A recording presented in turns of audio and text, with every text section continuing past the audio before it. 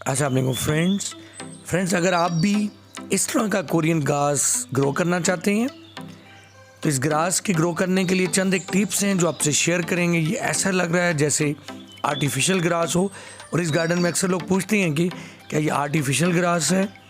ये आप देख रही हैं कि इस घास को उस जगह पर लगाया गया है जहाँ पर साया है।